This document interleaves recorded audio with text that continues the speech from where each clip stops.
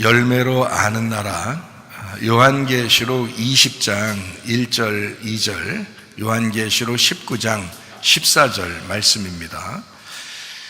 또 내가 보매 천사가 무저갱의 열쇠와 큰 쇠사슬을 그의 손에 가지고 하늘로부터 내려와서 용을 잡으니 곧 옛 뱀이요 마귀요 사탄이라 잡아서 1000년 동안 결박하여 하늘에 있는 군대들이 희고 깨끗한 세마포 옷을 입고 백마를 타고 그를 따르더라. 요한계시록은 1장 예수 그리스도의 계시라 이렇게 우리가 알고 있고요. 예수님이 열어주는 책이다라는 말입니다. 2장 3장에는 7교회 7등잔대에 대한 이야기가 있습니다. 이기는 자는 이라고 동일하게 나와 있고, 그리고 성령이 교회들에게 하시는 말씀을 귀 있는 자들은 들어라 이렇게 되어 있습니다. 4장 5장에는 내생물 24장로 하늘 예배에 대한 이야기가 있습니다. 6장부터 9장에는 7인 7나팔에 대한 이야기가 있고요. 11장에는 2증인 2감람나무 2등잔대에 대한 이야기가 있습니다. 14장에는 14만 4천 명 순결한 신부에 대한 이야기가 있죠. 16장부터 18장에는 7대접 음녀 짐승 심판에 대한 이야기가 있습니다. 19장에는 어린 양의 혼인잔치, 8절에 세마포 준비 이렇게 되어 있죠. 20장에는 영 안에서 첫째 부활에 동참한다 이런 말이 있고요. 21장 22장에는 생명나무 새 예루살렘 주님을 기다림 아멘 이렇게 되어 있습니다.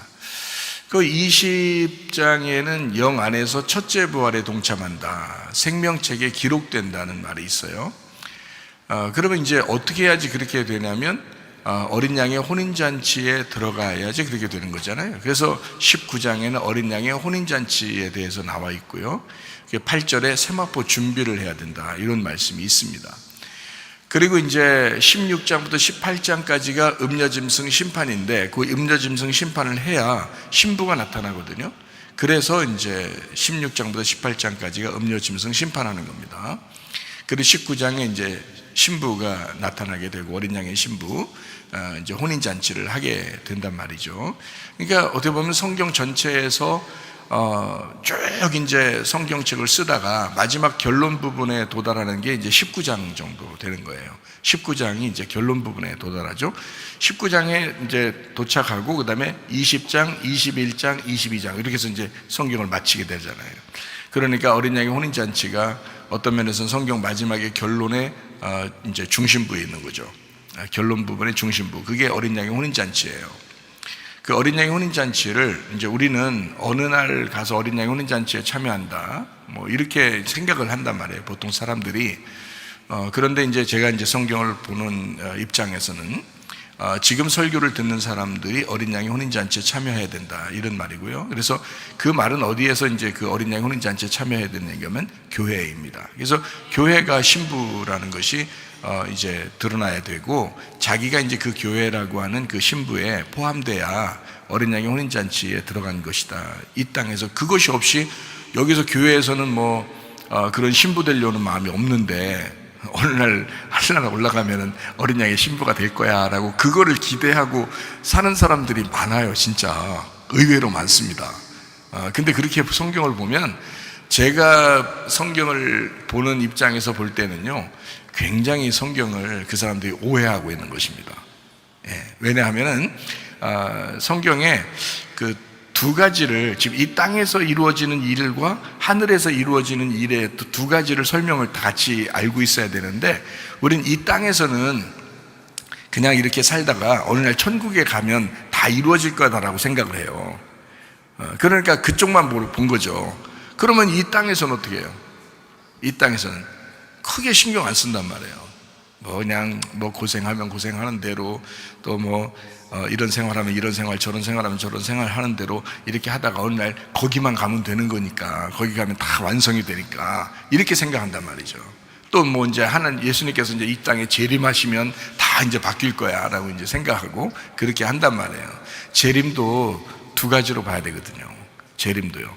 어떻게 보는 거냐면요, 예수님이 직접 재림하신다, 이것도 재림이잖아요. 그죠?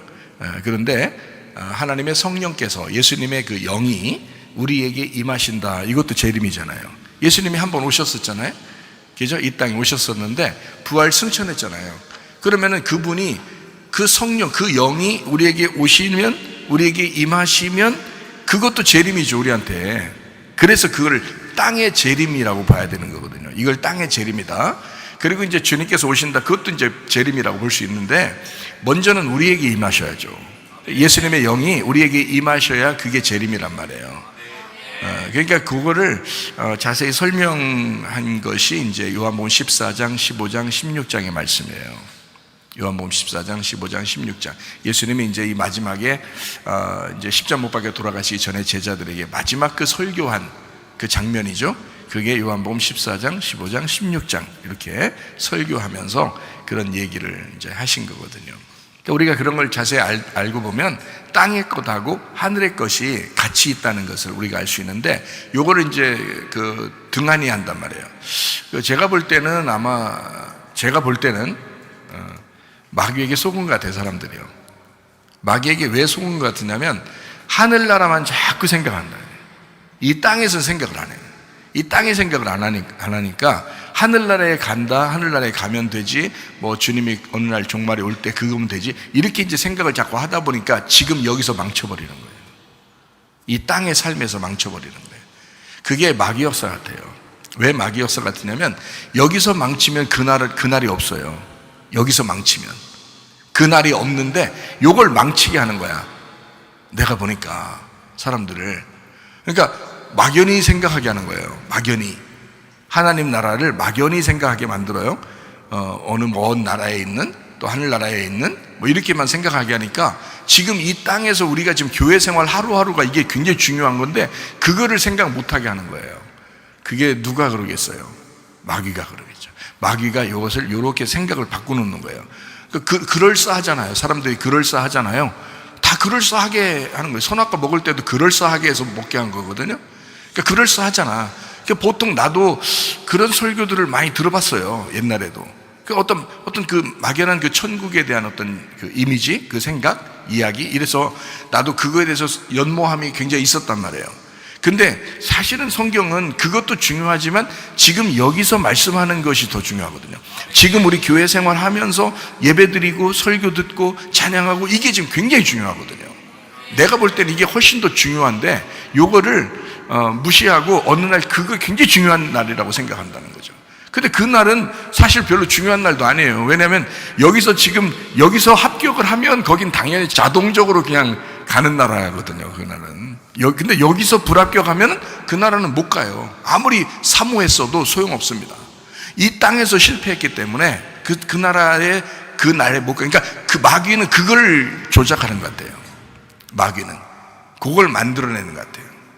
그래서 막연한 어떤 휴거, 막연한 주님의 재림, 막연한 종말, 막연한 하늘나라 천국, 이렇게 생각하게 만드는 것 같아요. 그거 아닙니다. 지금 교회 생활이 더 중요합니다. 지금 우리가 예배드리는 이것이 더 중요합니다. 여러분의 가정의 삶이 더 중요합니다. 이것이 훨씬 더 기독교인이고, 이게 진짜 그리스도의 삶, 이게 성경을 우리에게 주신 목적이 거기에 있는데 요거를 놓쳐버리고 막연한 것을 따라가는 사람들이 굉장히 많더라. 내가 보니까 그건 안 된다. 어떤 사람들은 구원받으면 다 끝나, 이런 사람들도 있어요. 제가 그 연구해봐서 알아요. 구원받으면 다 끝나. 그런 연구해봐서 아는데요, 진짜 구원받으면 다 끝날까요? 그렇지 않더라고요. 성경을 보니까 구원받으면 다 끝나는 게 아니더라고요. 구원받은 것은 기초에 불과합니다. 기본에 불과하고 첫 번째 한 걸음 내디뎠다 하는 것에 불과합니다. 더 중요한 것은 구원받았기 때문에 그 구원을 내가 이 땅에서 죽을 때까지 그 구원을 증명해 가며 살아가는, 이것이 중요한 거죠.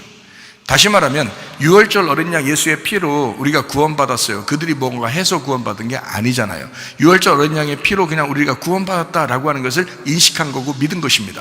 그렇게 믿었을 때는 이 사람들이 이제 그때부터 첫 출발 한 걸음을 내디뎌야 된다는 거예요. 어디로 내디뎌? 홍해 바다를 건너는 거죠. 홍해 바다를 건너서 내디뎌. 그래서 문 밖으로 나오고 그 다음에 홍해바다를 건너고 그 다음에 문제는 이제 뭐냐면 광야 40년이에요. 그 광야 40년이 우리 인생이라고요. 우리 교회 생활이고요. 그럼 그 광야 40년을 견디는 사람이 얼마나 됐을까? 나올 때는, 애굽에서 나올 때는 다 나왔어요. 애굽에 한 명도 안 남기고 구원받은 사람은 다 나왔거든요. 근데 광야에서 다 멸망받았다고요. 그러면 어디가 더 중요했었다는 얘기예요? 광야에서 지키는 것이 더 중요했었던 거죠. 나올 때는 다 같이 나왔어요. 다 같이 구원받았다고 자기들 하나님 믿는다고 다 나온 거란 말이에요. 그런데 광야에 나와서 거기서 40년 지내는 동안에 2명 빼놓고 나머지 다 죽었어요. 그거는 이 교회 생활에서 지금 너희가 죽을 때까지의 그 생활에서 요단강 건너가 만나리 할 때까지의 그 생활에서 너희가 지금 그 믿음을 지키고 있느냐 하는 그거거든요. 그게 훨씬 더 중요해요. 그래서 예배 드리는 거 아닙니까 우리가? 6월절 어린 양 예수의 피로 구원받았다, 어린 양의 피로 구원받았다, 애굽의 홍해바다를 건너간다. 그때까지만 해도요 성경 아무도 몰랐습니다. 이 사람들이 성경 있어서 나온 거 아니에요. 그냥 나가자니까 나간 거예요. 자기들 나가서 가나안 땅 준다고 하니까 그래서 나온 거란 말이에요. 야, 너희들 예수 믿으면 천국 가 해서 나온 거란 말이에요. 여러분이 세상에 살고 있는데 예수 믿으면 천국 가 그래서 나온 거잖아요. 교회까지. 그러니까 이렇게 나온 거라고. 이건 누구나 다 나왔어요. 이거는. 문제는 진짜 교회 생활은 어디에 있었냐면 광야 생활에 있었던 거예요. 광야 생활에 있었는데 거기서 진짜 생활한 사람하고 진짜 믿음의 생활한 사람하고 가짜 믿음의 생활한 사람하고 구분이 되더라는 겁니다. 거기에서 구분되더라는 거예요. 그러니까 아무것도 안 하고 우리 어차피 구원받는 겁니다. 천국도 아무것도 안 하고 어차피 천국 가는 거예요. 근데 문제는 광야 생활에서는 그건 버티기란 말이죠. 변함없는 믿음을 가지고 너희가 뭔가 행한 게 아니라 뭔가 행하지 않는 그 마음의 믿음 있잖아요. 6월절 어린 양의 피의 그 믿음, 그 나를 위해서 대신 죽은 그 어린 양의 피의 믿음을 가졌다고요, 이 사람들이. 근데 이것을 끝까지 버티게 하는 것은 누가 해야 되냐면 내가 해야 되는 거랍니다. 그걸 버티게 하는 거는 지금 우리가 구원받아서 교회 나와가지고 지금 죽을 때까지 요단강 건너서 만나리 할 때까지 그때 삶은 내가 살아야 되는 거거든요. 다른 사람이 대신 살아주는 거 아닙니다. 어린 양 예수의 피가 흘린 것은 내 대신 누군가 죽었어요. 내 대신 예수님이 죽으셔서 나를 구원했잖아요. 근데 문제는 그 다음부터 내가 살아야 된다는 거지. 내가 살아가는데 그 믿음을 지키고 있느냐 하는 거거든요. 여러분 천국에 뭘로 간다고 그래요? 믿음으로 간다고 그래요? 행함으로 간다고 그래요? 믿음으로 간다고 그래요. 그리고 행함이 없는 믿음은 가짜다고 그렇게 하죠, 그죠? 그 행함은 누가 살아야 된다는 걸 얘기하는 거예요. 내가 살아야 된다는 걸 얘기하는 거잖아요. 그러면은 보세요. 자, 믿음으로 천국 간다는 얘기인데 그게 광야 40년 동안 아침, 점심, 저녁 먹으면서 40년 동안을 1년이 365일입니다. 거기다가 곱하기 40이에요. 그 40년 동안을 자기가 행함으로 살아가야 되는 거예요.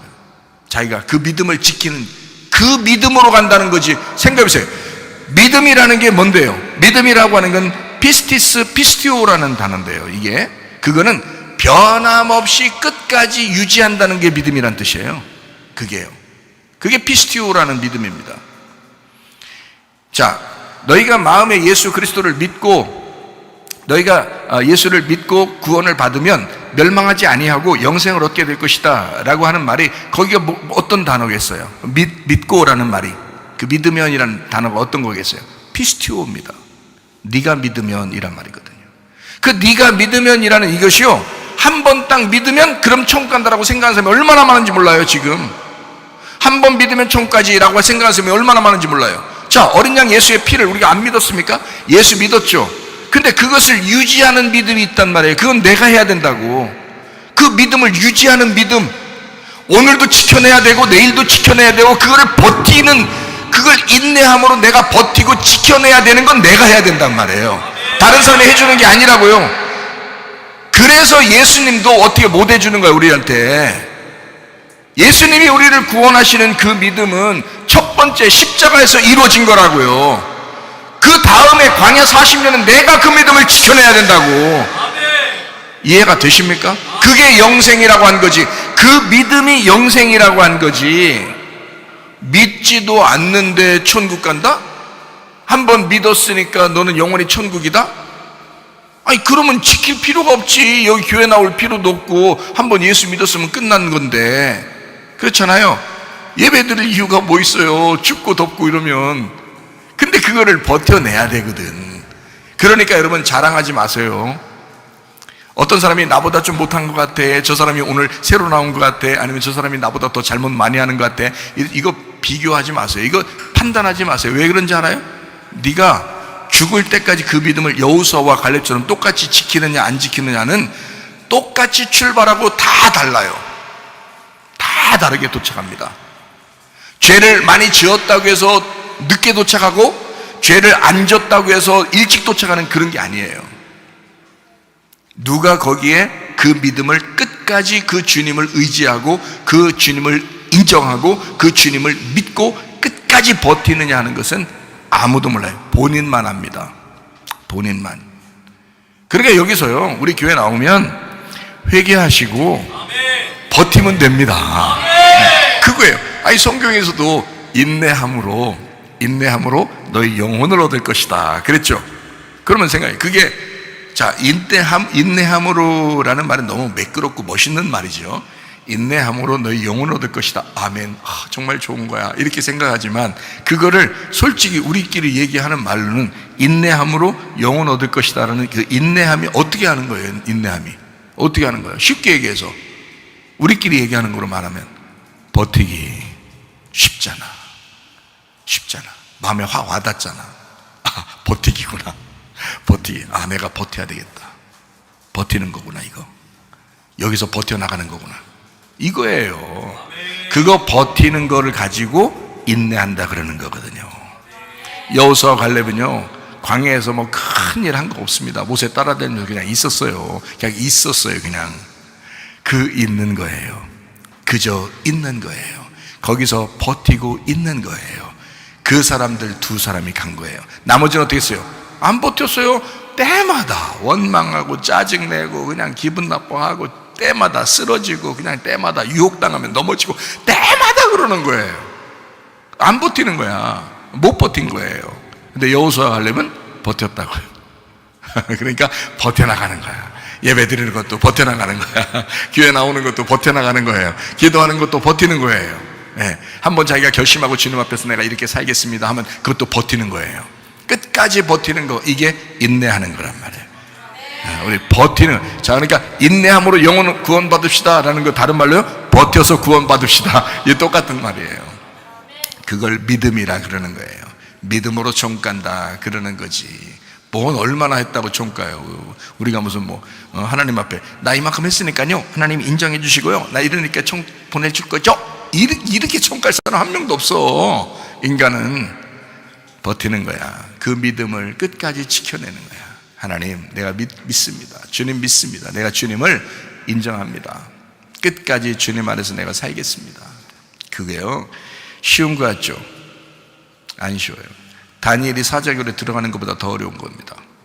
다니엘의 세 친구가 용광로 속에 들어가는 것보다 더 어려운 겁니다. 왜? 이건 매일 지켜야 되거든. 이거는 매일의 선택에서 지켜야 돼. 이거는 내 인생 죽을 때까지 계속 지켜내야 되는 일이란 말이에요. 이게 더 어려운 선택이고 이게 더 어려운 순교죠. 순교 한번 그냥 목 한번 딱 잘려서 죽는 거는 하루에 끝나. 한 번에 끝나. 오히려 쉬워. 근데 오늘 버티기는 오늘 목을 잘라야 돼. 오늘 내 목을 날려버리고 예수님의 머리로 살아야 돼. 내일 또 내 머리를 잘라버리고 예수님의 머리로 살아야 돼. 내일 모레 또 내 머리를 잘라내고 예수님의 머리로 살아야 돼. 이거를 평생 죽을 때까지 한다고 생각해봐. 이게 믿음이라고 한다면 이게 쉬운 거냐고. 차라리 한 번 목 잘리고 죽는 게 낫지. 그렇잖아요. 이거는 죽을 때까지 내 머리를 날려버려야 돼. 그러니까 이것은 억지로 버틴다고 버티는 게 아니야. 주님의 힘이 있어야 돼. 주님의 능력이 필요한 거예요. 그래서 말씀과 기도로 거룩해진다. 말씀과 기도로 능력이 임해야 가능한 것입니다. 이거는요 그냥 버텨 내 힘으로 버티는 게 아니다. 하나님의 능력이 임해야 된다. 이거 자기 힘으로 못하는 거예요. 다니엘이 그때 당시에 사는 그런 것보다 더 힘든 거예요. 다니엘의 세 친구가 그때 용광로에 들어가는 그 믿음보다 훨씬 더 강력한 믿음이 필요한 거예요. 이게 지금 우리 살아가는 게요. 그러니까 보통 정신 가지면 안 되니까 여러분, 결심하고 눈 부리부리하게 하고 말해요. 결심하고 끝까지 내가 한번 버텨보리라. 그게 영혼의 구원 얻는 방법입니다. 이렇게 머리 쓰고 이렇게 할 수 없어요. 요리조리 피해서 지름길 같은 거 가는 거 없어요. 오직 한 길이에요. 예수 그리스도 안에서 그 능력 가지고 살아가는 거예요. 하루하루 버티는 겁니다. 그러니까 오늘 하루를 주님과 함께 내가 동행하고 있는가? 내가 오늘 주님과 함께 동행하고 싶다. 그리고 내가 오늘 하루 주님과 동행하고 있는가? 그리고 마지막 저녁에는 내가 오늘 주님과 동행했습니다.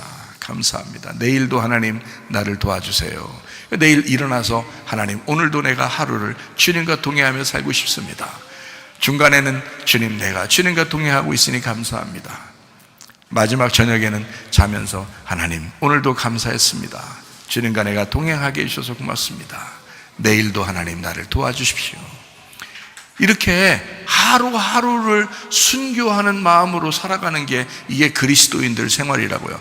막 이렇게 찌든 거 아니라고요. 제가 오늘, 저는 매일 이제 교회 와서 기도하는데요, 누가 시켜서 하는 게 아니라 그냥 하고 싶어서 하는 건데, 와서 아침에 와서 기도하면서 제가 그랬어요. 눈물이 다 나더라고요. 그냥 내가 무엇이 간데, 나 같은 사람이 무엇이 간데, 주님이 이렇게 은혜를 베풀어 주셔서 주님을 알게 하고 이렇게 살아가게 하니 얼마나 감사합니까? 하나님 내가 어떻게 살았으면 좋겠습니까? 하나님 내가 오늘도 어떻게 살았으면 좋겠습니까? 하나님이 원하는 게 무엇입니까? 하나님 내가 어떻게 살았으면 좋겠어요? 하나님 오늘 나를 통해서 뭘 원하십니까? 내가 오늘 아침에 와서 기도한 기도 제목인데요, 기도하는데 하나님이 저에게 응답을 주셨습니다. 내가 너에게 크게 바라는 거 없어. 내가 널 다시 부를 때 내가 너에게 원하는 게 있었어. 뭔지 알아? 항상 기뻐하길 원했어. 쉬지 말고 기도하길 원했어.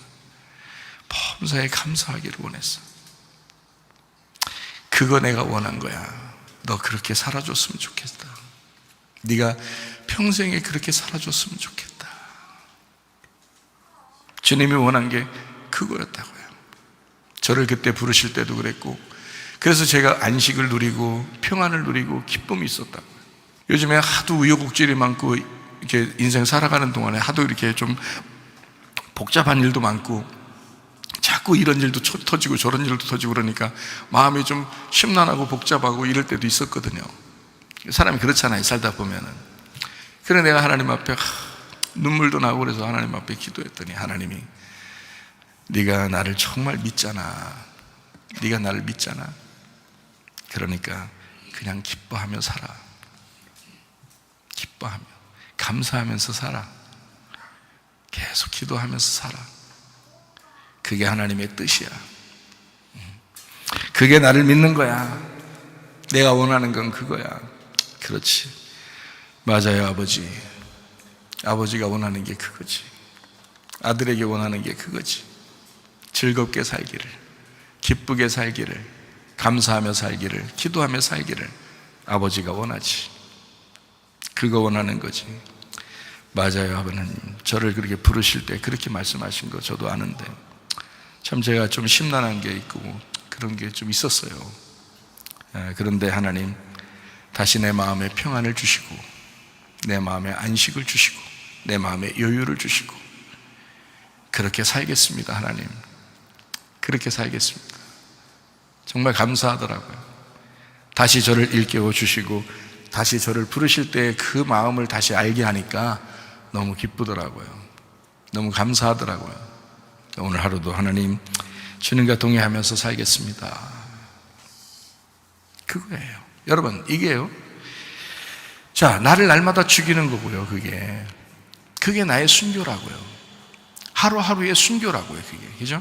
자, 주님 뜻대로 내가 살고 싶어요. 주님이 원하는 게 뭐예요? 주님 오늘 원하시는 게 뭡니까? 그렇게 나를 순교하는 거예요. 그날, 그죠? 오늘도 순교하는 거고 내일도 순교하는 거예요. 한 번에 딱 끝나고 인생 딱 마친다면 오히려 쉽죠. 그래서 우리 보고 어떻게 해요? 너 죽을 때까지 계속 살아야 돼. 근데 믿음은 꼭 지켜야 돼. 그럼 어떻게 지켜야 된다는 거예요? 내 힘으로 어떻게 지켜요? 주님의 힘으로 지켜야죠. 그러니까 주님에게 물어볼 수밖에 없고 기도할 수밖에 없죠. 주님, 나를 통해서 원하는 게 무엇입니까? 주님이 원하는 것들 내가 살고 싶습니다. 내 뜻은, 아버지의 뜻은 네가 기뻐하는 거야. 네가 감사하는 거야. 네가 기도하는 거야. 나하고 계속 교통하는 거야. 그거예요. 하나님이 원하는 거, 나에게 다른 거 바라는 게 별로 없어요. 하나님이 그거 바라시는 거예요. 그러면 나한테만 그걸 바라실까, 하나님이? 내가 설교하는 사람인데? 그러면 그 얘기를 오늘 아침에 하나님께서 나에게 응답을 주셨다면 내가 그냥 가만히 있을까? 아니죠. 설교 시간에 뭐래도 하겠지, 그런 말들을. 그죠? 그럼 하나님이 그런 말들을 하게 한다면, 그럼 하나님이 여러분에게도 그걸 원하신다는 것입니다. 하나님은 저를 통해서 그 말씀을 하시면서 여러분에게도 그걸 원하신다는 거예요. 너희들 너무 힘들게 살지 마. 네 생각대로 사니까 너무 힘든 거야. 나에게 모든 걸 맡겨. 네 마음에 평강하게 살아야 하고, 네 마음에 안식이 오는 대로 살아야 되고, 네 마음에 진정한 자유가 있도록 살아야 돼. 그러려면 주님과 교통해야 돼. 주님 안에서 평안이 있어야 돼. 그러면 네 마음이 평강할 거야. 그러면 내가 네 일을 해줄게. 내가 내 일을 해야 된다고 해서 너무 피곤했거든요. 저도 피곤할 때가 많이 있었거든요. 하나님이 오늘 또 다시 알려주시는 거예요. 내가 네 일을 해줄 테니까 너는 쉬었으면 좋겠어. 너 편안했으면 좋겠어. 너 기뻤으면 좋겠어. 그러는 거예요. 얼마나 눈물이 나든지, 얼마나 감사하고 눈물이 나든지. 하나님, 그래요, 맞아요. 때마다 내가 이런 거 자꾸 잊어버리지 않도록 하나님 그렇게 말씀해 주시고 그렇게 하셔야지. 자꾸 사람들이 잊어버리거든요. 우리가 생활하다 보면 막 자꾸 잊어버리잖아요. 근데 사실 하나님이 우리 아버지시면 아버지가 아들한테 바라는 게 뭐겠어요? 저도 아버지인데 아들한테, 우리 손주도 있고, 근데 바라는 게 뭐겠어요? 그냥 마냥 웃고 마냥 먹고 즐겁고 이렇게 하기를 원하잖아요. 나를 벗어나면 얘들이 괴롭거든요. 나를 벗어나면 자기들이 괴로운 거예요. 그럼 나한테 오라는 거예요. 내 안에서 기뻐하라는 거예요. 내 안에서 평안하라는 거예요. 그죠? 그러면 적어도 아빠인데, 적어도 할아버지인데 그거 하나 못 해주겠냐고요. 근데 하나님은 저보다 더 하잖아요. 하나님은 더 아버지시잖아요, 우리보다. 그죠? 하나님은 나보다 더 할아버지잖아요. 그러니까 우리가 얼마나 기뻐하길 좋아하시겠냐고요. 하나님, 우리 자기 품 안에만 있으라는 거 아니에요. 하나님의 품 안에 있어라. 내 품 안에 있어라. 네 마음이 평안할 수 있도록. 그래서 하나님 앞에 기도하세요, 여러분. 하나님, 내 마음에 평강 주셔달라고. 그렇게 기도하세요. 근데 평안이 올 때까지 기도해 보시라고요, 여러분. 평안이 올 때까지. 그러면 하나님이, 여러분, 하나님이 원하시는 것이 확실히 선한 것임을 여러분이 깨닫게 될 것입니다. 우리 보고 복잡하게 살지 말라고 그러죠. 저보도 복잡하게 살지 말라고 그러죠. 저보도 너무 힘들게 살지 말라고 그러죠. 야, 너무 애쓰지 마라. 너무 힘들게 하지 마라. 제가 진짜 행복하고 편안하게 살려고 하는 사람이거든요. 주님 만나고 난 다음에. 그런데 복잡한 일들이 그때그때마다 이렇게 터지고 그럴 때 있잖아요. 그런데요, 오늘 또 다시 한번 깨닫습니다. 하나님이 원하는 게 그런 거였지. 맞아. 그래, 주님이 원하는 게 그거야. 안식해야지, 평안해야지, 기뻐해야지. 주님, 제 마음에 평안을 주세요. 평강한 마음을 주세요. 그러니까요, 실제로 막 평안해집니다. 기쁨이 와요. 평안해져요. 하나님이 대신 일하실 것 같아요. 그런 마음이 막 와요. 그러면 좋아요. 그러면 된 거예요. 얼마나 감사한지 몰라요. 여러분도 그런 기도하시면서 한번 생활해 보세요. 그럼 참 기쁠 것입니다. 자, 우리 성경 한번 우리 보도록 하겠습니다. 요한계시록 19장 8절 말씀입니다. 그에게 빛나고 깨끗한 세마포옷을 입도록 허락하였으니 이 세마포옷은 성도들의 옳은 행실이로다 라고 되어 있습니다. 흰 세마포가 성도들의 옳은 행실이래요. 이거를 우리가 이제 성경을 몇 군데 이제 찾아보면 좀 더 이해할 수 있겠습니다.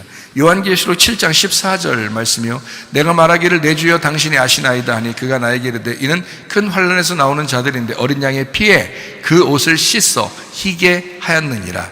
그래서 어린 양의 피에 옷을 씻은 사람들이 흰 옷 입고 나온다, 이렇게 돼 있어요. 시편 45편 13절 14절 말씀입니다. 왕에 따른 궁중에서 모든 영화를 누리니 그의 옷은 금으로 수놓았도다. 수놓은 옷을 입은 그는 왕께로 인도함을 받으며 시종하는 친구 처녀들도 왕께로 이끌려 갈 것이라, 이렇게 되어 있습니다. 금으로 수놓은 옷을 입는데요. 이사야 61장 10절 말씀입니다.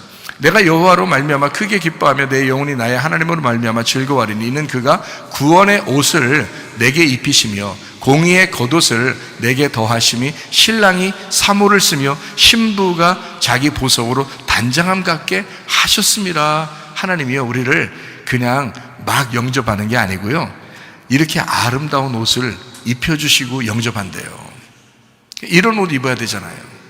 저는 여러분 목사니까 여러분에게, 저도 그렇게 주님 앞에 깨닫고 있지만 저는 여러분에게 말할 책임이 있는 그런 사명을 가진 자란 말이에요.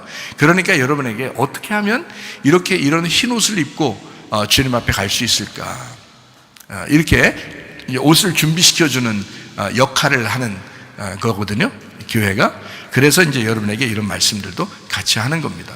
마태복음 22장 12절 말씀입니다. 이르되 친구여 어찌하여 예복을 입지 않고 여기 들어왔느냐 하니 그가 아무 말도 못하다. 우리 혼인잔치에 가려면요, 예복을 입어야 돼요. 그냥 아무렇게나 막 누더기 옷 입고 갈 수 없습니다. 그러면 쫓겨나요. 예복을 입어야 된단 말이에요. 그러니까 옷을 입는 거니까 이 옷을 준비시켜서 여러분에게 옷을 입게 만드는 곳이 바로 교회입니다. 이것을 여러분에게 같이 나누는 거죠. 고린도전서 6장 10절 11절 말씀입니다. 도적이나 탐욕을 부리는 자나 술 취하는 자나 모욕하는 자나 속여 빼앗은 자들은 하나님의 나라를 유업으로 받지 못하리라. 너희 중에 이와 같은 자들이 있더니 주 예수 그리스도의 이름과 우리 하나님의 성령 안에서 씻음과 거룩함과 의롭다 하심을 받았느니라. 너희가 탐욕적이잖아, 정욕적이잖아, 너희들 도둑놈 같잖아. 근데 너희들이 그랬었잖아. 근데 이런 사람들이 예수 그리스도의 이름과 우리 하나님의 성령 안에서 씻음과 거룩함과 의롭다 하심을 받았느니라. 그러니 여러분 어떤 옷을 입고 살아야 되겠어요? 여러분 옛날 여러분의 그 성품, 그런 옷을 입고 살아야 되겠어요? 아니면 지금 그리스도의 옷을 입고 살아야 되겠냐고요? 지금 이 씻은 옷, 거룩한 옷, 의롭다 하는 옷을 입고 살아야 된다는 거죠. 지금 그게 그리스도인이라는 그런 얘기죠. 자, 우리 요한계시록 14장 3절부터 5절까지 말씀입니다. 그들이 보좌 앞과 네 생물과 장로들 앞에서 새 노래를 부르니 땅에서 속량을 받는 14만 4천 밖에 능히 이 노래를 배울 자가 없더라. 이 사람들은 여자와 더불어 더럽히지 아니하고 순결한 자라 어린 양이 어디로 인도하든지 따라가는 자며 사람 가운데에서 속량함을 받아 처음 익은 열매로 하나님과 어린 양에게 속한 자들이니 그 입에 거짓말이 없고 흠이 없는 자들이더라. 자, 어떤 사람들이 그 흰 옷 입고 어린 양의 혼인잔치에 참여하는 그 어린 양의 신부들이 된다고요? 거짓말하지 않는 사람들, 깨끗한 옷을 입은 사람들, 주님을 변함없이 따라가는 사람들. 자, 우리 교회에서 말씀하는 것들과 동일한 말씀이죠. 이 성경에 나오는 말씀이 동일한 말씀이에요. 그러니까 이런 말씀들대로 하는, 이게 뭐냐면 거짓의 반대가 뭐냐면 진리잖아요. 진리, 진실, 정직. 그래서요, 정직한 말을 하는 자들, 진실한 말을 하는 자들, 진리의 말을 하는 자들. 그러니까 거짓은 뭐냐면 진리의 말을 하지 않으면 그게 거짓말이에요. 그러니까 말씀 증거하는 사람이 먼저 중요하겠죠. 진리의 말을 하느냐 안 하느냐. 진리의 말을 하지 않으면 그러면 거짓말한 사람이에요. 그게 거짓 선지자라고 그러는 거예요. 그러니까 저도 거짓 선지자가 되지 않기 위해서라도 오직 진리가 무엇인지를 계속 탐구하고 진리가 무엇인지를 구하고 그 진리를 구하는 겁니다. 그 진리의 주님을 자꾸 구하는 거죠. 그래서 그 진리를 깨닫고 그 진리 안에서 얘기하는 거예요. 그러면 여러분이 짐승의 표를 받지 않게 되거든요. 짐승의 표 받은 사람은 다 멸망합니다. 요한계시록 19장 20절 말씀이거든요. 짐승이 잡히고 그 앞에서 표적을 행하던 거짓 선지자도 함께 잡혔으니 이는 짐승의 표를 받고 그의 우상에게 경배하던 자들을 표적으로 미혹하던 자라. 이 둘이 산채로 유황불 붙는 못에 던져졌다라고 합니다. 그러니까 짐승의 표 받은 사람들을 그들을 꼬시면서 그들에게 진리의 말을 하지 아니하는 그 거짓말하는 자들, 다 뭐 하는 자들이냐면 설교하는 자들을 얘기하는 겁니다. 이게 무슨 말이냐면 진리의 말씀을 하지 않으니, 그러니까 설교자가 뭘 구분해야 되냐면요, 내가 지금 진리의 말을 하는지 지금 내가 진리의 말을 하지 않는 건지 그걸 구분하셔야 돼. 그것도 구분 못하는 사람들이, 이건 진짜 신학교에서는 그거 가르쳐야 돼. 신학교에서는 그거 가르쳐야 돼. 진리가 무엇인지 거짓이 무엇인지를 구분하는 방법들을 가르쳐 줘야 될 것 같아요, 신학교에서는. 어쨌든 뭐 다 훌륭한 목사님들이지만, 인격적으로 다 훌륭한 목사님이지만, 자, 진리의 말씀을 하지 않고 간혹 자기의 뜻대로 생각해서 설교를 만들고 자기의 뜻대로 설교하는 사람도 있을 거란 말이에요. 진리의 말이 아닌데 이 세상에서 잘 되는 어떤 방법들, 뭐 이렇게 예를 들자면 그렇단 말이에요.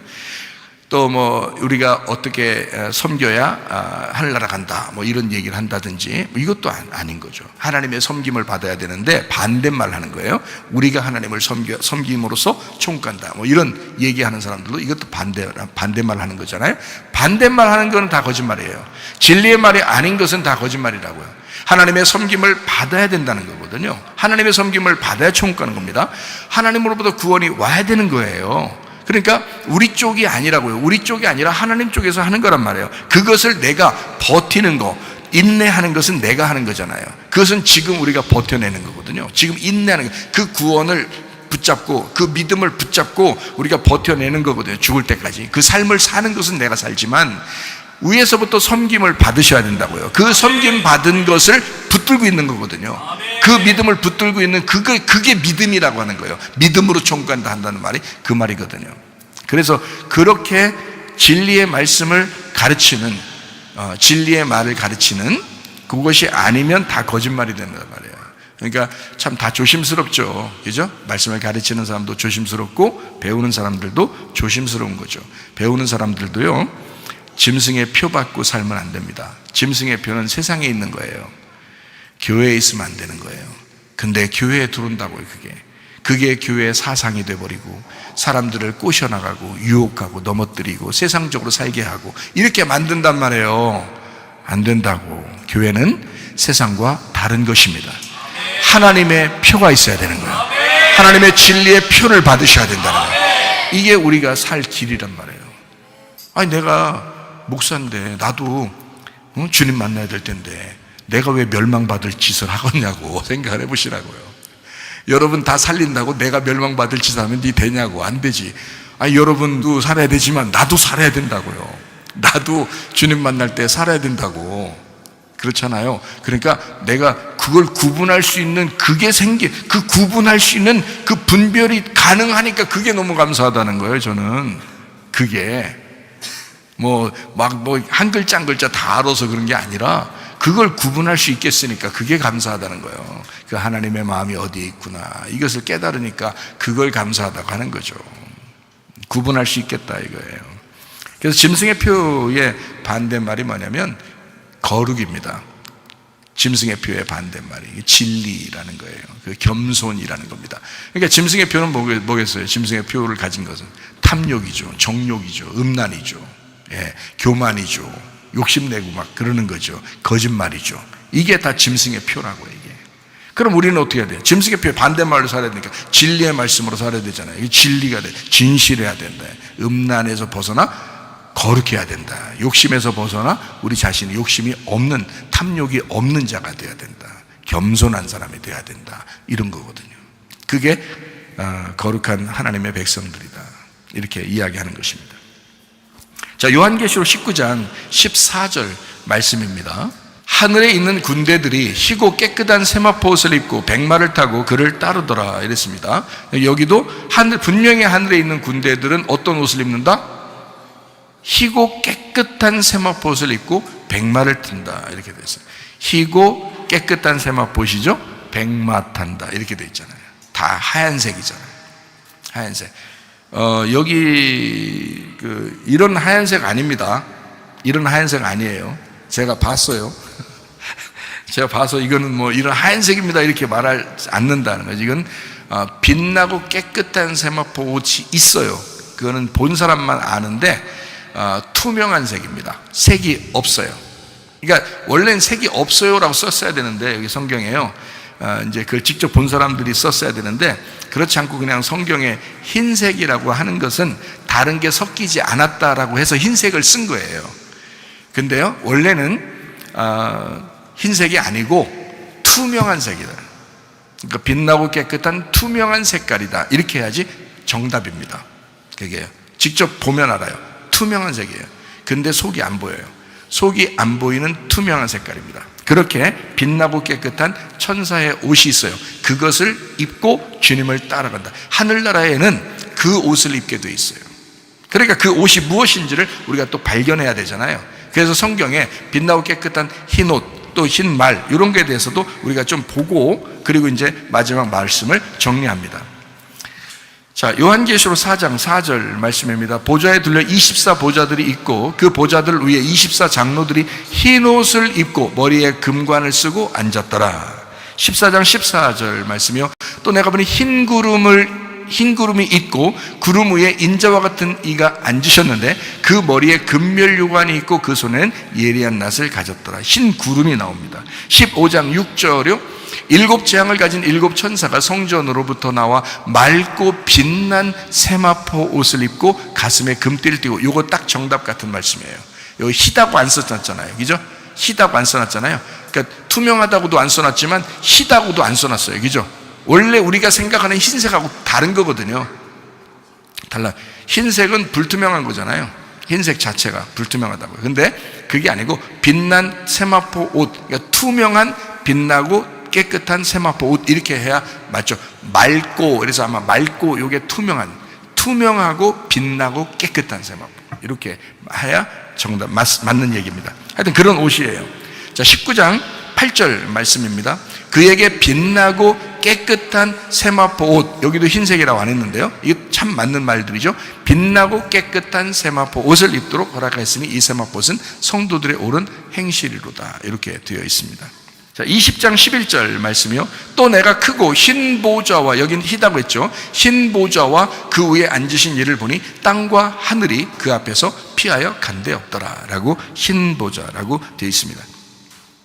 자, 그러니까 어쨌든 맑고 투명한 옷 아니면 희다, 이렇게 표현했어요. 희다라고 하는 것은 색깔이 섞이지 않았다는 얘기고, 투명하다라고 하는 것은 완전히 깨끗하고 맑다는 얘기를 하는 겁니다. 그러니까 하나님이 어떤 분이냐? 맑으신 분이에요. 하나님 맑으신 분이에요. 여러분, 우리가 흐리멍텅하게 사는 사람은 주님과 교통하기 어렵습니다. 맑아야 돼요. 애기들 보세요. 애기들. 하나님이요, 애기들 정말 좋아합니다. 애기들하고 정말 교통하기를 원하시는데 하나님이요, 애들 눈을 보세요. 애기들 눈이요. 참, 애기들 눈이 어떻게 보여요? 애기들 눈이 어떻게 보여요? 검은하게 보이죠? 검은색. 한국 사람들은 검은 눈이니까 검은하게 보이겠죠? 근데요, 애기들 눈 보면서 야, 네 눈 검은하다 이렇게 하는 사람 없어요. 다 뭐라 그래요? 애기들 눈 보고 참 맑다, 참 투명하다, 참 깨끗하다, 이러는, 뭘 얘기하는 거예요? 그 눈을 보면서 참 애들이 순수하고 깨끗하다는 것을 눈으로 얘기하는 거예요. 그죠? 그거예요. 하나님은요, 맑으신 분입니다. 깨끗하신 분입니다. 누구하고 대화하길 좋아한다고요? 애기들하고 대화하길 좋아해요. 애기들이 아마 가끔 천사도 보고 아마 그러는 것 같은데요. 애기들은 말은 안 해서 그렇지 말할 때쯤 되면 벌써 안 보이고요, 말하기 전에만 보여주는 특징이 있어요. 참 이상해. 천사들도 보고 그러는 것 같은데, 어쨌든 하나님은 그런 걸 좋아해요. 애기들은 아마 태어나서 얼마 있는 애기를 다 총갑니다. 애기들은요. 얼마나 그 눈이 맑은지 몰라요. 깨끗하고 투명한 맑은, 하나님이 그러신 분이에요. 그게 정결하다. 하나님은 정결하신 분이다. 그거를 다른 말로 거룩하신 분이다, 이렇게 하는 거예요. 하나님은 깨끗. 그래서 더러운 놈들하고는 상대 안 하는 거예요, 여러분. 더러운 짓 하지 말아야 되는 게, 왜 그러면 하나님이 깨끗하니까 그런 거예요. 하나님이 너무 맑고 깨끗하니까, 그 영이 너무 맑고 깨끗하니까 더러운 짓 하는 놈하고는 대화 안 해요. 그냥 우는 사람하고 얘기해야. 우는 사람하고. 그 우는 사람은 어때요? 눈이 맑아져, 안 맑아져? 많이 울면 눈이 깨끗해져. 그러니까 하나님하고 딱 대화하려면 딱 그냥 필살기가 딱 그냥 눈물 한 방울 딱 그냥 필살기야. 하나님도 그냥 어떻게 안절부절 못하는 그게 그냥 눈물의 그 필살기란 말이에요. 그게 그것만 딱 들어가면요 눈이 맑아지면서 하나님이 다 좋아하시게 돼 있어요. 울어. 기도하면서 그냥 울으라고. 하나님 앞에 울어. 하나님 보고 싶다고 울어. 하나님 볼 수는 없죠. 하나님 보이는 분은 아니니까. 그런데 하나님 정말 만나고 싶다고 그렇게 울으라고요. 하나님의 성령께서 여러분 가슴 속에 뭔가 깨달음을 주실 거예요. 분명히 깨달음을 주실 겁니다. 하나님 앞에 그 눈물의 필살기를 사용하시라고. 그러면 하나님 안절부절 못한다. 너무 좋아한다. 눈이 맑아지고 깨끗해져. 하나님은 그렇게 거룩하시고 깨끗하시고 맑으신 분이다. 요거를 여러분이 기억하시면 좋습니다. 로마서 13장 12절 14절 말씀입니다. 밤이 깊고 낮이 가까웠으니 그러므로 우리가 어둠의 일을 벗고 빛의 갑옷을 입자. 오직 주 예수 그리스도로 옷 입고 정욕을 위하여 육신의 일을 도모하지 마라 했습니다. 그러니까 빛의 갑옷을 입어야 된다. 빛의 옷을 입어야 된다. 그게 뭐냐? 주 예수 그리스도로 옷 입어라. 그러니까 주 예수 그리스도가 빛이라는 거지. 그래서 빛의 옷을 입어라. 주 예수의 옷을 입어라 이렇게 했잖아요. 그러니까 주 예수가 빛이라는 거죠. 그러니까 우리 어둠의 일을 벗어야 된다. 그게 정욕적이다. 그게 탐욕적이다. 그거 벗어라. 그리고 맑은 깨끗한 그 빛의 옷을 입어야 된다. 그 그리스도의 옷을 입어야 된다. 그리스도라는 옷을 입어야 된다. 그게 빛의 옷이에요. 나란 어둠이잖아. 난 어둠이잖아. 그래서 예수님을 입는 거예요. 그러면 빛의 옷을 입는 거라고 이렇게 나오잖아요. 그죠? 에베소서 6장 11절 13절 말씀입니다. 마귀의 관계를 능히 대적하기 위하여 하나님의 전신갑주를 입어라. 그 전신갑주. 그러므로 하나님의 전신갑주를 취하라. 이는 악한 날에 너희가 능히 대적하고 모든 일을 행하는 위에 서기 위함이라. 너희가 악하잖아. 어둠이잖아. 너희들 전신갑주 입어야 돼. 전신갑주 입으면 하나님 앞에 바로 설 수 있어. 전신갑주. 빛의 갑옷을 입으면 하나님 앞에 바로 설 수 있어. 예수 그리스도라는 옷을 입으면 주님 앞에 바로 설 수 있어. 어차피 우리는 다 도찐개찐이야. 다 죄인이야. 다 어둠이야. 근데 전신갑주 입고 빛의 갑옷을 입고 주 예수로 옷을 입으면 그러면 아무도 우리를 심판할 수가 없어요. 주님 만날 수 있단 말이에요. 주님 앞에 갈 수 있단 말이에요. 그게 우리가 교회 다니는 목적 아니겠습니까?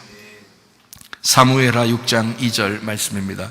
다윗이 일어나 자기와 함께 있는 모든 사람과 더불어 바알레 유다로 가서 거기서 하나님의 교회를 메어 오려 하니 그 교회는 그룹들 사이에 좌정하신 만군의 여호와의 이름으로 불리는 것이라. 만군의 여호와의 이름, 이게 여호와의 교회라는 거예요. 그게 옷이에요. 그리스도의 옷. 그리스도의 옷을 입어야 된다. 이 말은 언약궤를 입어야 된다는 말이고 말씀을 입어야 된다는 말이고 그게 예수의 이름이라는 거예요. 여호와의 이름을 입어야 된다. 여호와의 빛난 옷을 입어야 된다. 주님의 빛난 옷, 그게 여호와의 이름이야. 그게 다른 말로 뭐라고? 언약궤라고. 그 하나님의 말씀을 입으라고. 그 하나님의 말씀으로 살으라고. 그게 여호와의 이름으로 살으라는 말씀입니다. 그게요 빛난 깨끗한 세마포옷이에요. 그러니까 요한계시록에서는 빛나고 깨끗한 세마포옷이지만 여기 사무엘하 6장 2절에는 언약궤로 나온 거죠. 그게 여호와의 이름으로 나온 거죠. 이것이 이제 이해가 된다 이 말이에요. 저는 그게 확 이해가 된단 말이에요. 여러분이 혹시 이해가 안 되시는 분이 들으면서 일단 다 이해가 되겠지만 혹시 이해가 안 되면 하나님 앞에 이 문제도 하나님 앞에 기도해 보세요. 목사님은 이게 확 와닿아서 이해가 된다는데 아니 분명히 단어도 틀리고 빛나고 깨끗한 세마포옷하고 여호와의 이름하고 이 언약궤하고 단어가 다 틀린데 어떻게 이걸 왜 언약궤를 여호와의 빛나고 깨끗한 세마포옷이라고 그러고 빛나고 깨끗한 세마포옷이 여호와의 이름이라고 그러고 여호와의 이름이 어떻게 이렇게 되느냐. 여호와의 이름을 입으라고 그러는데 언약궤를 입으라고 하는데 목사님은 이게 확 와닿지 않는다. 확 와닿게 해달라고 기도해 보세요. 오늘 와닿을 것입니다. 네, 저는 확 와닿아요. 이게 와닿아요. 그래서 그 말씀으로 제가 살아가고 있습니다. 자, 말씀을 정리합니다. 요한계시록 20장 2절 말씀입니다. 용을 잡으니 곧 옛 뱀이요 마귀요 사탄이라 잡아서 1000년 동안 결박하여. 자, 용을 잡았더니 이게 뭐라고요? 어떤 놈이라고? 뱀이라고요. 그게 그 뱀이 뭐라고요? 마귀라고요. 마귀가 뭐라고요? 사탄이라고요. 그 그러니까 용이나 옛 뱀이나 마귀나 사탄이나 다 같은 놈이네. 그죠? 그러면 여기서 용은 안 보이잖아요. 마귀 안 보이죠. 사탄 안 보이죠. 근데 하나 보이는 게 하나 딱 있어. 뭐예요? 뱀이 어디서 보였어요? 그 옛날 뱀이잖아. 처음 뱀이잖아. 처음 뱀이 어디서 보였어요? 창세기 3장에 보였죠. 창세기 3장에 아담과 하와에게 선악과를 먹이려고 유혹한 뱀이 옛 뱀이거든요.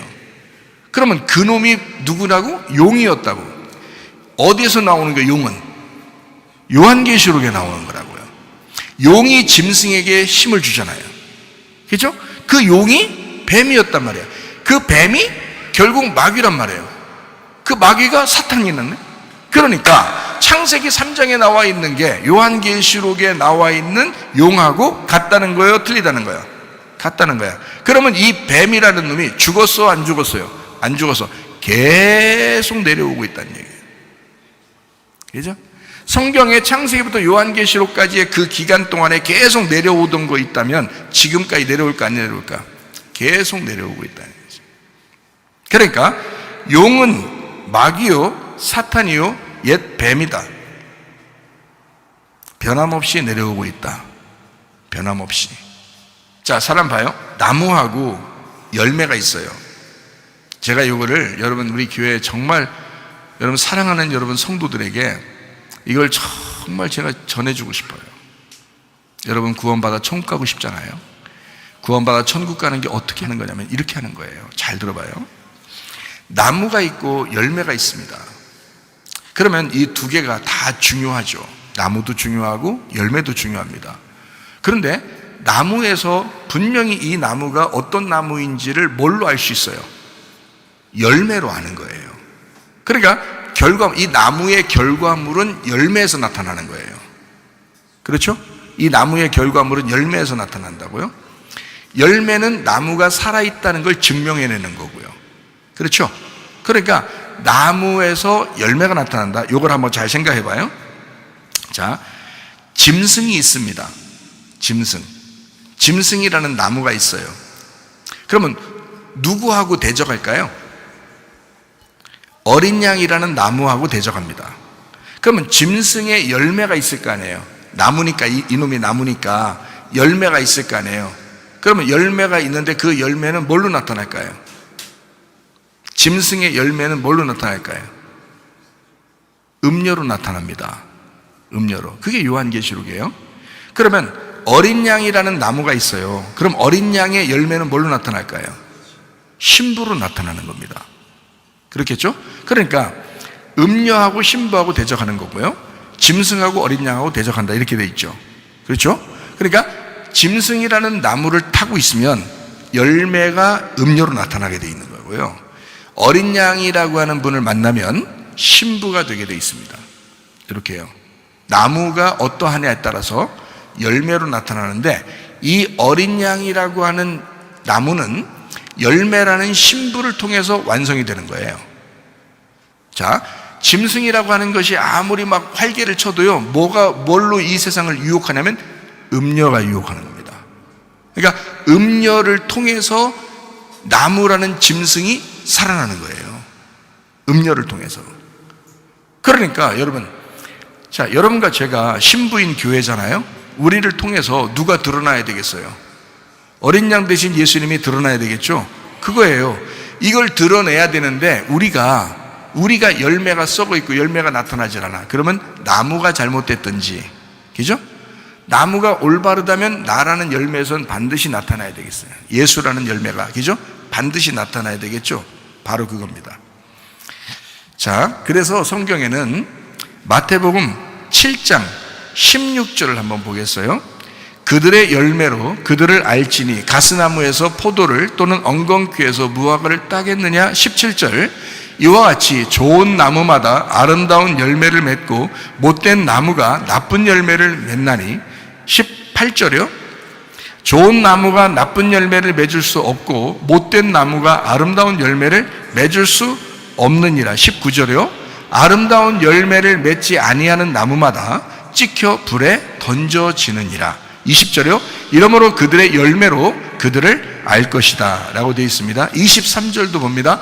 그때 내가 그들에게 밝히 말하되 내가 너희를 도무지 알지 못하니 불법을 행하는 자들아 내게서 떠나가라 하리라, 이렇게 되어 있습니다. 그러니까 나무에 문제가 있으면 열매는 반드시 잘못 나오게 되어 있고요, 나무가 올바른 나무라면 반드시 열매는 좋게 나오게 되어 있습니다. 자, 여기까지 이해가 되죠? 무슨 말인가? 그러면 열매로 나무를 안다는 거죠. 열매로 분명히 나무를 안다는 거죠. 그죠? 나무가 올바르면 열매로 나오게 돼 있고, 열매를 통해서 이게 사과 열매를 보면 이게 사과나무구나라는 걸 알게 되고요, 배가 열리게 되면 저 배나무구나 이렇게 알게 되고, 복숭아가 열리면 복숭아나무구나 이렇게 알게 되는 것처럼 열매를 통해서 이 나무가 증명이 되는 거란 말이에요. 이 나무가 어떤 나무라는 걸 알려진다는 거죠. 그죠? 자, 그러니까 우리의 나무는 누구냐면 예수님이십니다. 우리의 나무는 예수님이고 농부는 하나님이셔요. 그러면 나무가 예수님이니까 그 나무라는 예수님에서 내가 열매란 말이에요. 내가 열매라고요. 나를 통해서 예수가 증명되는 거라고. 나라는 열매를 통해서 예수가 증명되기 때문에 나라는 열매가 잘못되면 그 열매가 잘못된 거지 예수님은 잘못된 게 아니라고요. 무슨 말인지 알겠어요? 우리가 구원받는 건 예수님 때문에 구원받잖아요. 그런데 내가 잘못함으로써 예수님이 증명이 안 되면 나만 잘못이라고. 왜? 어차피 그 예수를 증명하는 열매들이 있어요. 세계 각곳에. 그죠? 그 예수라는 나무를 증명하는 자들이 꽤 있다고요. 그러니 그 사람들을 통해서 이미 나무는 증명이 되고 있습니다. 문제는 나만 열매를 못 맺는 거야. 그러면 나만 열매를 못 맺으면 나만 잘리는 거야. 그렇죠? 진짜 구원이라고 하는 것은 열매에서 나타나게 되어 있는 거거든요. 나무에서 나타나는 게 아닙니다. 진짜 구원은 열매에서 나타나게 되어 있어요. 나무가 어떠하냐에 따라서 열매로 나타나는 것입니다. 이게 구원이거든요. 그러면 나무는 우리에게 진짜 우리를 구원하기 위해서, 영의 구원을 위해서 주님이 이 땅에 오셔서 우리를 위해서 죽으셨어요.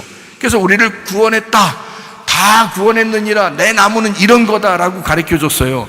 그래서 나라는 열매를 통해서 내가 구원받은 것으로 예수라는 나무가 십자가의 죽음이 증명되는 것입니다. 그렇죠? 예수의 그 부활이 나를 통해서 증명이 되는 거잖아요. 나의 열매를 통해서. 그죠? 그러니까 예수가 내 속에 열매를 내가 못 맺으니까 성령님으로 들어와서 내 속에 성령의 열매를 맺혀 나가는 것입니다. 근데 성령이 안 들어오면 무슨 열매를 맺겠어요? 나라는 이 땅에서 태어난 육체의 열매를 맺는다고요. 그렇죠? 육체의 열매 맺으면 하나님 나라 가요 못 가요? 성경에 못 간다고 돼 있어요. 그러면 어떤 열매가 돼야 돼? 성령 열매가 돼요. 그러면 반드시 나무하고 열매하고 같은 것이 돼야 된다는 거죠. 무슨 말인지 알겠어요? 그러니까 누가 가는 거야? 내가 열매를 맺음으로써 가는 거란 말이에요. 성령이 와서 나에게 나를 통해서 열매를 맺음으로써 내가 천국의 열매를 하나님 앞에 열매로 이제 드려지는 거죠. 그게 첫 열매 되신 예수님을 따라서 우리도 그 두 번째, 세 번째 열매가 돼서 하늘나라에 올라가는 거거든요. 자, 교회라고 하는 것은 나를 통해서 예수가 증명되는 것이다. 이게 교회다. 나를 통해서 예수가 증명되는 것이다. 그러면 이제 정리합니다. 십자가 예수는 그리스도이십니다. 그리스도는 하나님이시고요, 하나님은 신부인 교회를 통해서 자기를 나타내셨다고요. 그래서 신부인 교회 안에 같이 있다고요. 여러분, 교회가 무시될 대상은 아닙니다. 교회가 하나님 자신이시다 이 말이에요. 교회를 통해서 하나님은 자기를 나타내기를 원하셔요. 교회. 자, 진짜 구원이라는 게 뭐냐? 그래서 진짜 구원은 하늘의 뜻이, 제가 여러분 사랑하니까 진짜 자세하게 설명해 드리는 거예요. 소리 한번 안 지르고요. 자, 하늘의 뜻이 이 땅에 이루어져야 된다. 그죠? 하늘의 뜻이 이 땅에 이루어져야 된다. 그게 하늘의 뜻이 누구예요? 하나님이죠? 하나님이 하늘의 뜻이에요. 자기가 그리스도라는 아들을 이 땅에 내려보냈어요. 하나님의 의지, 하나님의 뜻, 하나님의 마음을 이 땅에 내려보냈다고요. 그게 예수님으로 오신 거라고요. 그래서 이 땅에서 이분이, 예수님이 완성을 했어요. 그게 나무가 되신 거야. 나무가 되셨어요. 완성을 했잖아요. 그러면 이제 거기에 열매가 나와야 되잖아. 그래서 열매가 나는데 그 예수를 깨달은 사람들이 자기 가슴 속에 예수를 품으면서 막 그 안타까워하고 그 주님을 위해 살려고 하는 그 열매가 이 속에서 나타나기 시작한다고요. 그런 사람들이 교회로 모이는 거거든요. 하늘의 뜻이 이 땅에 이루어져야 영혼 구원입니다. 그게요 진짜 구원입니다. 자, 진짜 구원은 뭐냐? 나무가 있는데요, 열매로 나타날 때 비로소 이 열매를 보고 나무라는 걸 완성하는 겁니다. 그러니까 이 나무가 혼자 있을 때는 완성이 아니에요. 열매로 나타날 때 이 나무였구나 이렇게 되는 거예요. 그죠? 사과가 열릴 때 사과나무였구나, 배가 열릴 때 배나무였구나, 복숭아가 열릴 때 복숭아 나무였구나가 증명되기 때문에 하나님이 그걸 모르실 리가 없다고요. 예수님이 이 땅에 오셨다고 그 열매가 맺혀지는 게 아니란 말입니다. 오셔서 십자가 못 박혀 돌아가시고 이제 드디어 그를 믿는 자들이 생기는 거예요. 그 믿는 교회가 생김으로써 그 교회를 보고 예수가 완성되는 겁니다. 그러니까 열매를 통해서 나무가 완성된다고. 그래요? 자, 그러면 나무를 통해서 열매를 알 수 있고요, 열매를 통해 나무가 완성됩니다. 이게 진짜 구원인 거예요. 자, 보세요. 진짜 구원은 그래서 뭐냐? 영혼 구원이 진짜 구원이다. 이게 어떤 구원을 얘기하겠어요? 영혼 구원이 진짜 구원이다라고 한다면 어떤 구원을 얘기하는 거예요? 그래서 인내함으로 영혼을 구원할 것이다 이렇게 말하거든요. 너 버티기 해야 돼. 너 하루하루가 순교야. 하루하루가 날마다 죽는 거야. 날마다 자기를 부인하고 자기 십자가를 지고 지금 따라오는 거야. 이게 영혼 구원이야. 그렇게 해서 이렇게 구원받는 것인데 그게 진짜 구원인데, 그 영혼의 구원을 뭐라고 얘기하는 거냐면 생활 구원이란 말이에요. 아멘. 여러분의 생활, 죽을 때까지 그 생활 구원이라고요. 그게 진짜 구원이라고, 그게 영혼의 구원이라고요. 여러분의 생활을 통해서, 그 열매를 통해서 나무가 증명되는 거라고. 그러니까 여러분 생각해보세요. 헛된 그 가르침 받고 생활하면 안 된다고. 여러분, 예수 믿으면 다 총까? 예수 믿으면 구원받으니까 다 총까? 이런 얘기는요 누구나 다 할 수 있는 얘기야. 예수 믿었으면, 진짜 믿었으면 그 총까죠. 진짜 믿었으면 총까 맞는 거죠. 그 진짜 믿었다면 너의 영혼의 구원을 책임져야 된다. 너의 생활의 구원을 책임져야 돼. 너의 삶을 통해서, 너의 열매를 통해서 그게 나타나야 되는 거야. 너의 열매를 통해서 그게 나타나야 그게 진짜 구원이라고요. 그걸 통해서 나무가 증명되는 거니까. 여러분, 하루하루 생활하는 게 여러분 쉽습니까? 그러니까 기도하는 거야. 하나님, 오늘도 책임져 주시옵소서. 오늘도 내 생활하는 그 열매를 보고 나의 영혼의 구원을 주시옵소서. 오늘도 내 생활을 통해, 내 열매를 통해 나무를 증명하기를 원합니다. 예수 그리스도와 증명된, 나를 통해 증명되는 내 생활을 하게 하옵소서. 오늘도 영혼의 구원의 열매를 맺게 하옵소서. 날마다의 그 생활을 통해서 그 영혼의 구원이 완성되는 거란 말이에요. 그게 진짜 구원이라고요. 열매가 안 나타나는데 나무가 어떤 나무인지 알아요? 아니에요. 열매가 나타나야 그게 무슨 나무인지 아는 거야. 예수는 자기를 나타내고 싶은데, 자기를 드러내고 싶은데, 하나님의 아들을 자꾸 자랑하고 싶은데, 하나님은 자기의 뜻을, 자기의 아들을 자꾸 나타내주고 싶은데 열매가 안 나오는 거야. 열매가, 그 사람에게 열매가 안 나오는 거야. 그러면 예수가 그 사람에게 안 나타난 거죠. 그러면 예수가 없는 거야. 그 속에 예수가 그 속에 없는 거야. 그러니까 여러분, 하루하루가 우리의 영혼의 삶을 위하여, 생활의 그 구원을 위하여, 영혼의 구원을 위하여 날마다 살아가는 그 열매를 통해서 예수 믿는 것이 증명이 되는 것입니다. 예수 믿음이 증명된다. 그것이 구원이다. 그러니까 열매를 통하여 나무를 알 수 있다. 너의 영혼의 구원이 진짜 예수 안에서의 구원이다. 너의 삶의 열매를 통해 하나님은 구원을 확인할 것이다. 이런 겁니다. 열매 없이, 그러니까 열매 없이 사람들이, 기독교인들이 살다가 내가 그냥 뭐 이렇게 살아도 저렇게 살아도 나 예수 믿잖아, 그거요 막연한 겁니다. 막연한 거예요. 여러분의 생활, 가정생활을 왜 조심해야 되는지 알아요? 왜 교회 생활을 철저하게 이렇게 해야 되고 조심해야 되는지 알아요? 여러분의 열매니까요. 이게 여러분의 열매니까, 이게 삶이니까, 이게 예수가 여러분 속에 있다고 하는 그 열매잖아요. 그 열매를 봐서 그 여러분 속에 예수가 진짜 있는지 없는지가 확인된다고요. 그게 구원이라고. 마귀는 예수 믿고 천국 간다 이런 말이 아니고, 죽을 때까지 날마다 순교하는 각오를 가지고 영혼의 열매를 맺으시다가 주님 만나시기를 바랍니다. 기도하겠습니다. 우리 한 목소리를 기도합니다. 기도할 때 하나님, 나의 열매를 통하여 우리 주님이 드러나게 하옵소서. 하나님, 영혼의 구원을 위하여 내가 살길 원합니다. 진짜 구원받고 살길 원합니다. 기도합니다. 우리 하나님 아버지의 사랑과 은혜를 감사를 드립니다. 하나님 진짜 구원받게 하옵소서.